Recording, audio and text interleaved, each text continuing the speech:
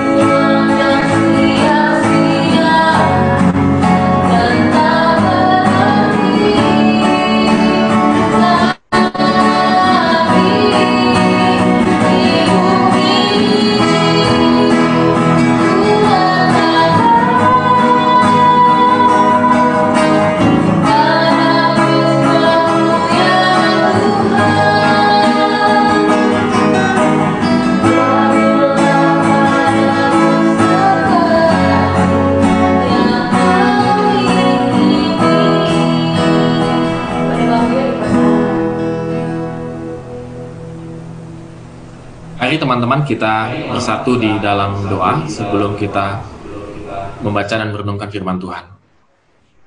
Ya Tuhan, terima kasih pada pagi hari ini Tuhan, kembali kami akan membaca dan merenungkan firman-Mu.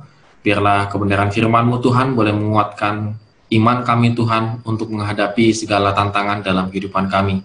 Tuhan Yesus tolong biarlah Engkau sendiri yang menguatkan iman kami, sehingga kami boleh melihat Tuhan kebaikan-kebaikan Engkau Tuhan sepanjang hidup kami. Terima kasih Bapa, dalam nama Tuhan Yesus kami telah berdoa. Amin. Ya, selamat pagi teman-teman semua, dan mungkin selamat datang ya, mungkin ada yang baru pertama kali join di ibadah pemuda remaja Gereja Kristus. Dan pada hari ini tema kita itu adalah deadly spirit, sleep ya. Ini temanya emang agak dibuat-buat aneh-aneh begitu. Teman-teman, saya akan share screen dulu.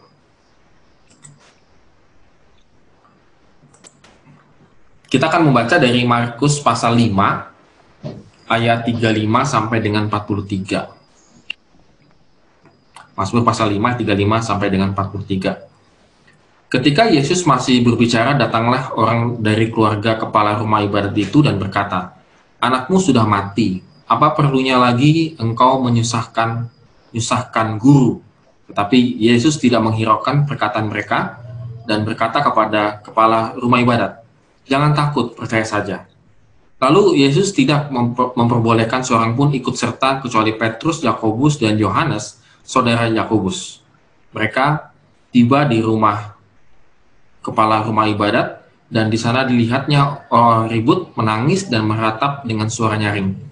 Sesudah ia masuk, ia berkata kepada orang-orang itu, Mengapa kamu ribut dan menangis? Anak ini tidak mati, tetapi tidur." Tetapi mereka menertawakan dia. Maka diusirnya semua orang itu, lalu dibawanya ayah dan ibu anak itu, dan mereka yang bersama-sama dengan dia masuk ke kamar anak itu. Lalu dipegangnya tangan anak itu, katanya, "Talita kum," yang berarti, "Hai anak, aku berkata kepadamu, bangunlah." Seketika itu juga anak itu bangkit berdiri dan berjalan, sebab umurnya sudah 12 tahun. Semua orang hadir sangat takjub. Dengan sangat ia berpesan kepada mereka, supaya jangan seorang pun mengetahui hal itu, lalu ia menyuruh mereka memberi anak itu makan. Ya teman-teman, ini adalah satu bagian teks yang sebenarnya cukup sulit untuk kita pahami, karena banyak juga mungkin saya rasa oknum ataupun aliran-aliran tertentu yang mengklaim bahwa teks ini masih berlaku sampai pada saat ini. Jadi artinya mungkin teman-teman kalau pernah beberapa waktu yang lalu ya, tentang bagaimana banyak orang yang berdoa yang sudah meninggal lalu didoakan supaya hidup kembali, bangkit kembali. Dan apakah benar teks yang kita baca tadi itu menjadi dasar bagi kita untuk bisa membangkitkan orang mati? Ini menjadi pertanyaan sepanjang masa. Apalagi pertanyaan berikutnya adalah, apakah benar pada saat ini masih bisakah orang yang sudah mati itu dibangkitkan? Begitu. Nah, itu yang menjadi pertanyaan-pertanyaan, dan saya rasa kita pada hari ini perlu untuk memahami teks ini dengan benar. Karena teman-teman pasti akan bertemu dengan, tanda petik lah, dengan orang-orang yang berpandangan bahwa teks ini masih berlaku, dan teks ini harus dikutip mentah-mentah atau dipahami secara langsung, literal, untuk dilaksanakan dalam kehidupan sehari-hari begitu. Nah, teman-teman, saya akan mencobanya bahwa cerita ini ada di Injil Sinoptik. Injil Sinoptik itu adalah ketiga Injil, Matius, Markus, dan Lukas. Sebenarnya kalau pengen kita komplit sih kita baca ini semua ya, tetapi agak panjang-panjang ya, tapi kita akan melewatinya. Nah, ada tiga cerita ini sama dengan ketiga bagian Matius, Markus, dan Lukas. Kita tahu bahwa Yairus itu adalah kepala rumah ibadat, jadi kepala rumah sinagoge, jadi bukan rumah bait Allah, tetapi sinagoge yang kecil. Dan dia punya anak yang berusia 12 tahun. Dan Matius pasal 5 ayat 18 itu mencatat anaknya baru saja meninggal. Sementara Markus di ayat yang ke-23 mencatat sedang sakit dan hampir mati. Lukas mencatat di ayat yang ke-42 hampir mati. Jadi 3 orang ini, sinoptik ini, itu punya pandangan tersendiri cara melihat anak itu, gitu ya. Ada yang mengatakan baru saja meninggal, hampir mati, dan hampir mati. Mana yang benar? Nah, gitu ya. Jadi pertanyaan berikutnya kan, mana yang benar, gitu ya. Dan Yarius memohon luar biasa kepada Tuhan Yesus. Matius mencatat supaya anaknya akan hidup. Sementara Markus mencatat selamat dan tetap hidup. Lukas tidak mencatat permohonan daripada Yarius. Nah, teman-teman, ini adalah saya sengaja tampilkan hal ini supaya teman-teman nanti kalau baca di rumah aware ya. Oh, ini ada sudut-sudut pandang yang agak berbeda satu dengan yang lainnya, walaupun tujuannya sama dari ketiga sinoptik ini. Kemudian Tuhan Yesus berangkat. Ya, Tuhan mengasihilah kepala rumah ibadat ini. Jadi agak lucu ya teman-teman ya. Kepala sinagoge memohon kepada Tuhan Yesus yang notabene pengkhotbah keliling, kan Tuhan Yesus kan nggak menetap di satu sinagoge gitu ya, tapi dia keliling gitu ya, agak lucu nih. Jadi ini kepala rumah ibadat memohon kepada pengkhotbah keliling supaya menyembuhkan anaknya. Banyak orang berdesak-desakan mengikuti Tuhan Yesus karena ingin menyaksikan peristiwa yang besar. Wah, siapa yang nggak mau ya ngelihat ya, pada zaman dulu ya pasti pada berbondong-bondong ikut Tuhan gitu. Namun baik Matius, Markus, dan Lukas mencatat bahwa Tuhan Yesus itu diinterupsi oleh perempuan yang mengalami sakit pendarahan selama 12 tahun. Jadi kalau teman-teman tadi cerita itu kan terpenggal sebenarnya. Di tengah-tengahnya ini Tuhan Yesus ketemu dengan wanita yang mengalami sakit pendarahan 12 tahun.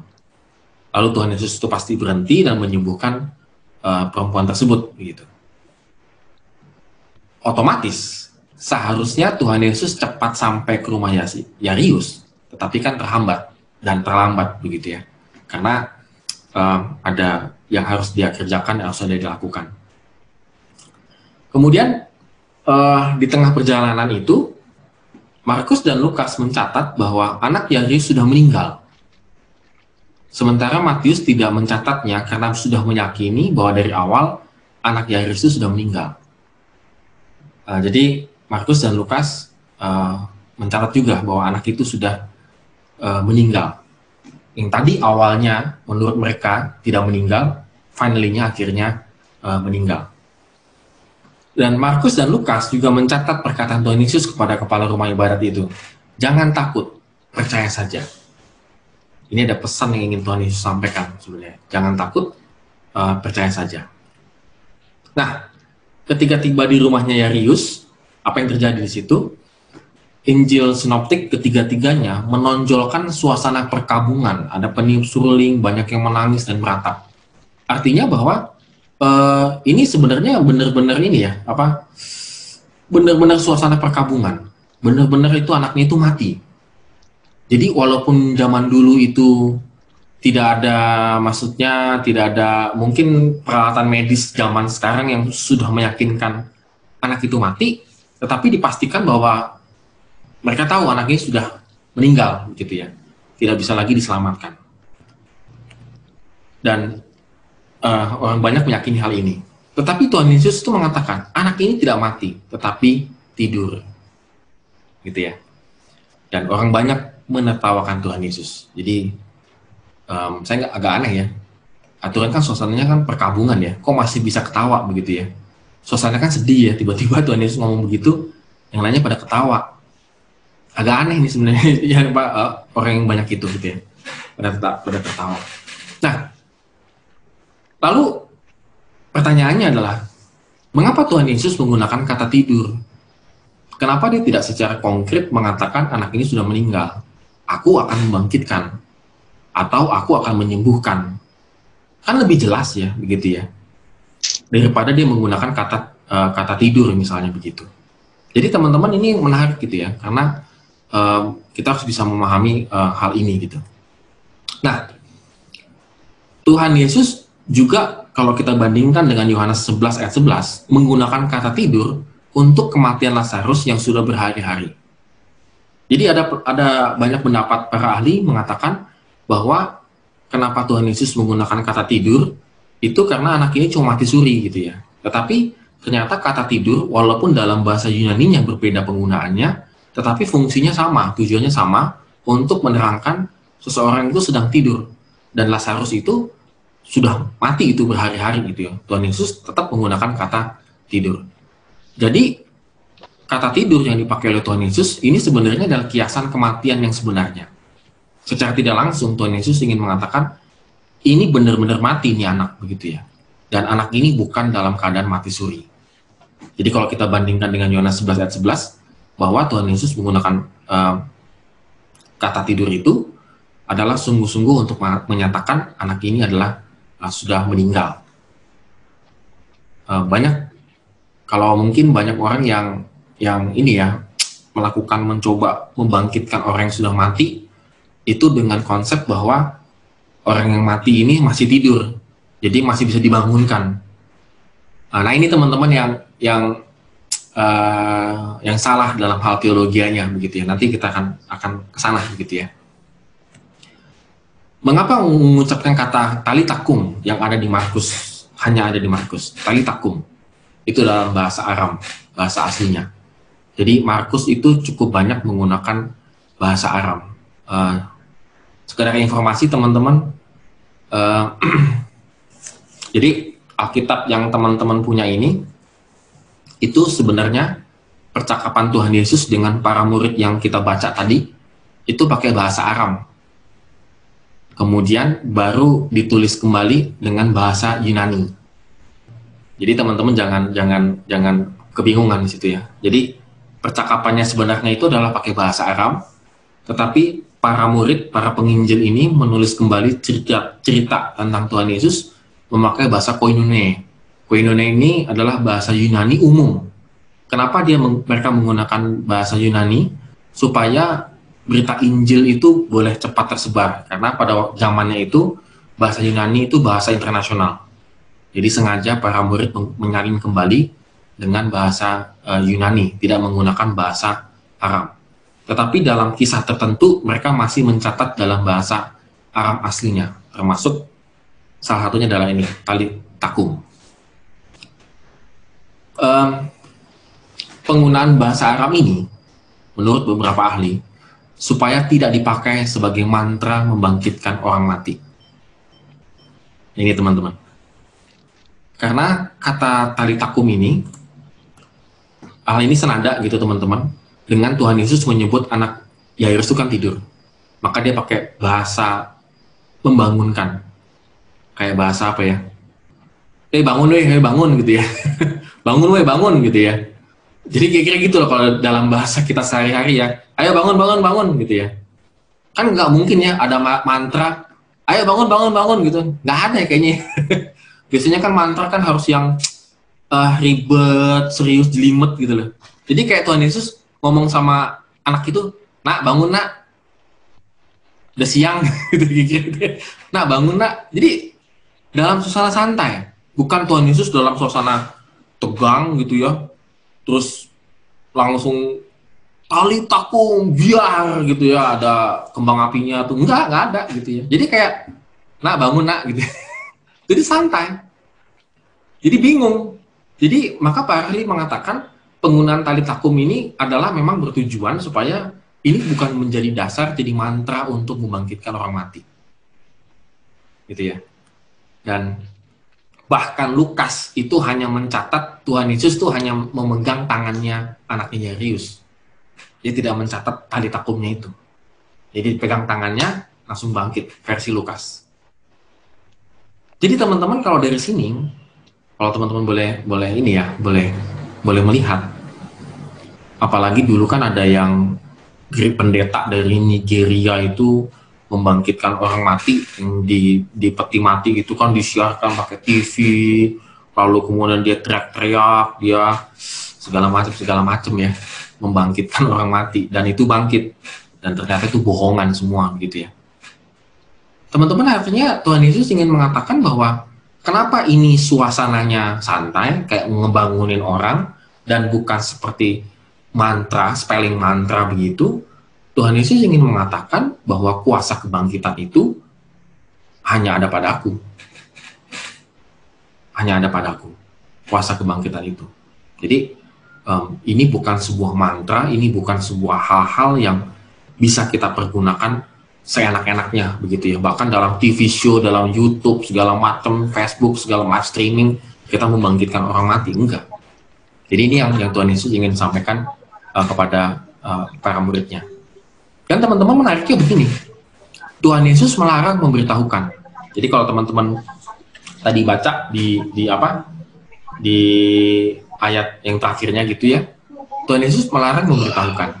Nah, teman-teman kalau kita perhatikan, yang menyaksikan itu adalah orang tua anak itu, Petrus, Yohanes, dan Yakobus.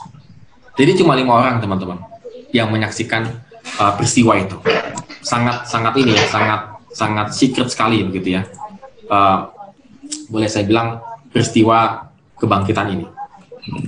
Lalu kemudian maksudnya Tuhan Yesus itu melarang mereka memberitahukan, itu adalah memberitahukan cara membangkitkan orang matinya itu. Jadi bukan melarang bahwa anak ini hidup kembali dikasih tahu orang lain, enggak. Itu pasti tersiar.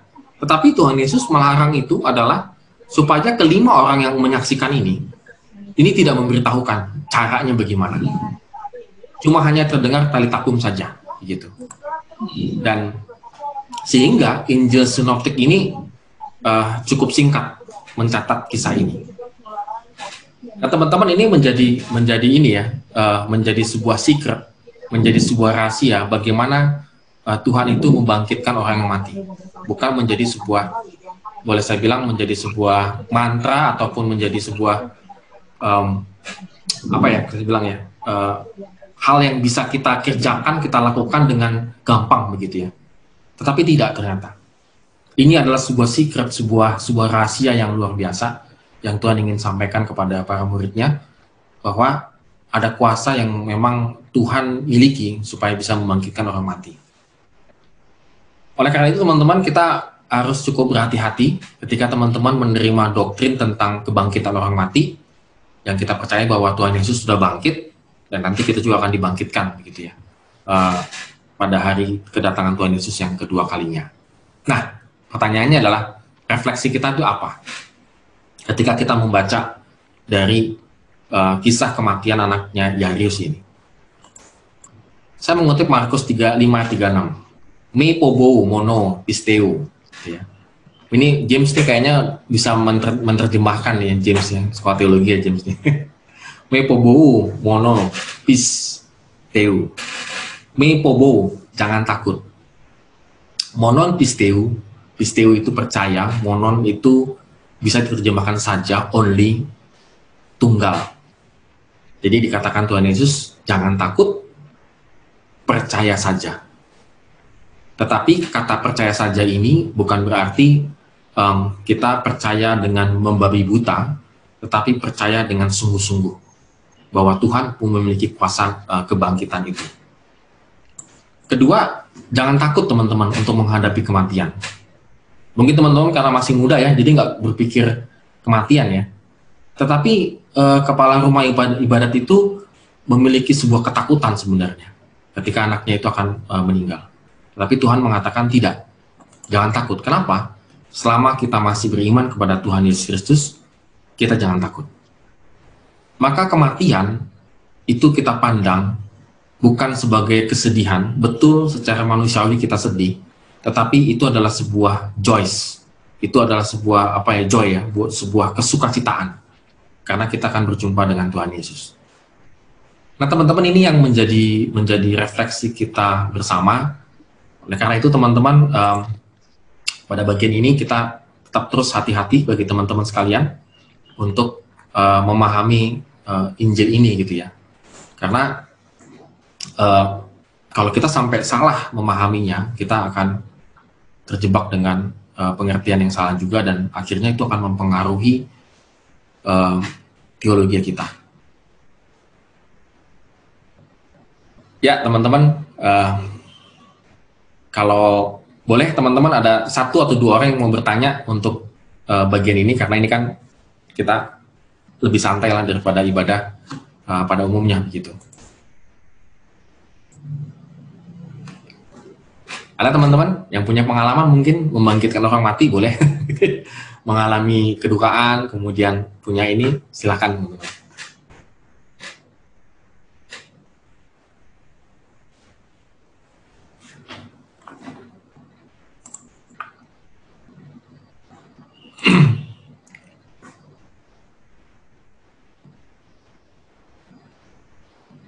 Oke, kalau nggak ada nggak apa-apa teman-teman.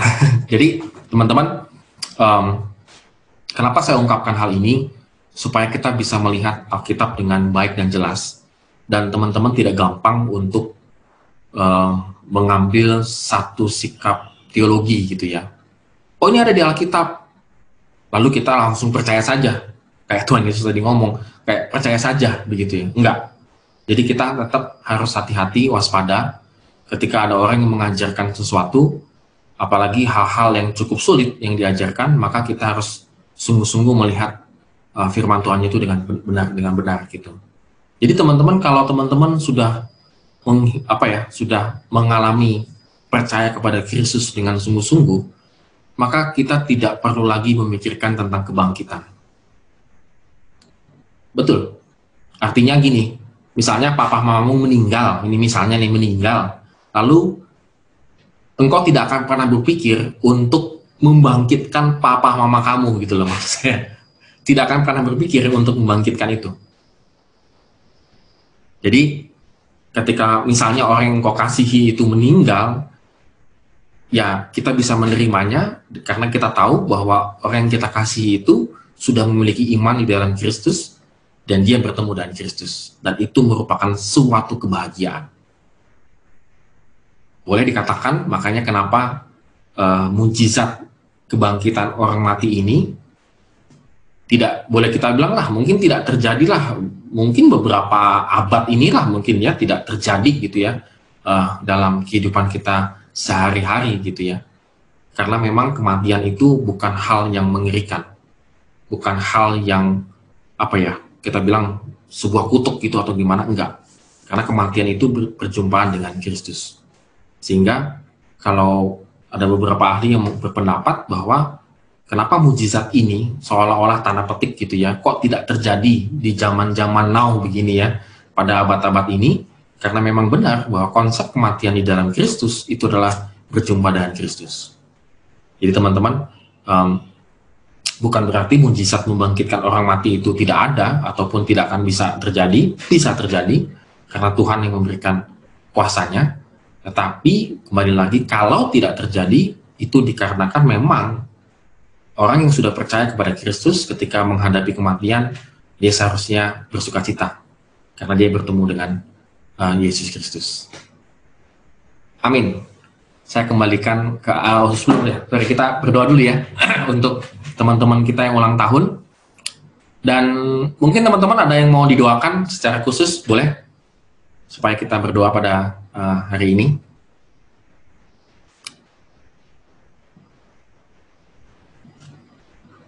Ada?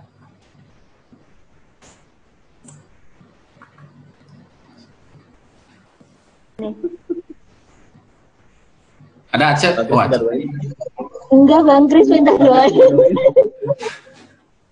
Aceh didoain apa? Jodoh? Bukan? Oh.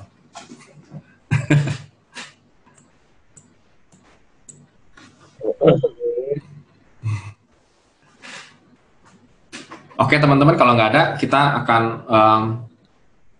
akan berdoa untuk beberapa pokok doa. Salah satunya adalah teman-teman kita yang ulang tahun. Kita bersatu di dalam doa. Ya Tuhan, terima kasih kami boleh kembali merenungkan firman-Mu Tuhan. Satu bagian firman yang sebenarnya cukup sulit dan mungkin tidak mungkin terjadi Tuhan dalam kehidupan kami sehari-hari Tuhan. Tetapi kami meyakini Tuhan mengenai kebangkitan orang mati Tuhan adalah kuasa-Mu semata Tuhan.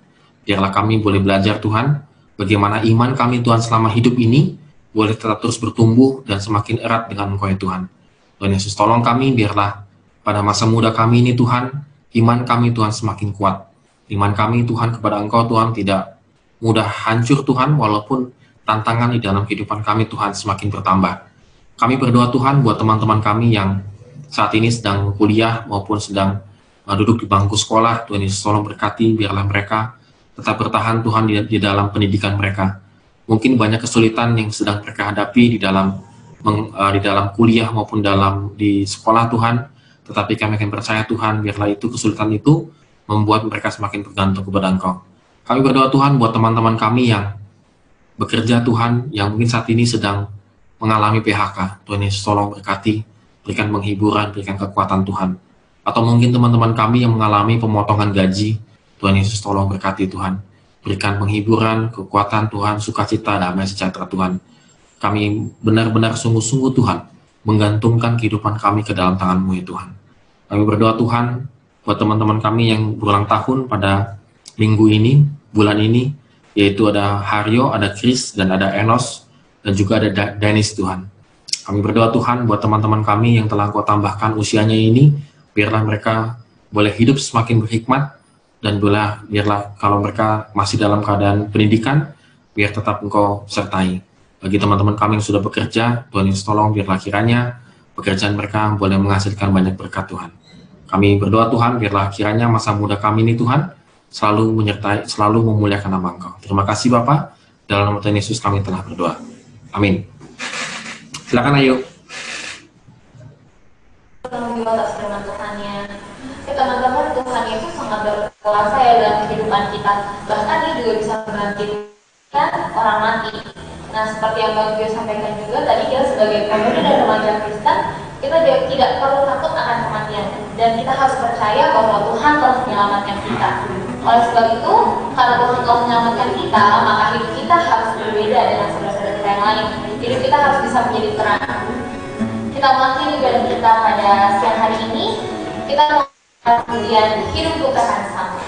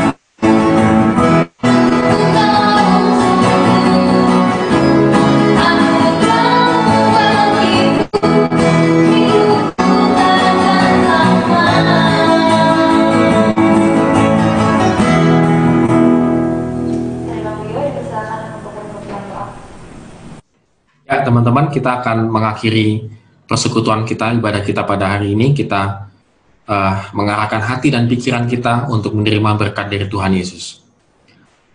Tuhan memberkati engkau dan melindungi engkau. Tuhan menyinari engkau dengan wajah-Nya dan memberi engkau kasih karunia. Tuhan menghadapkan wajah-Nya kepadamu dan memberi engkau damai sejahtera. Amin.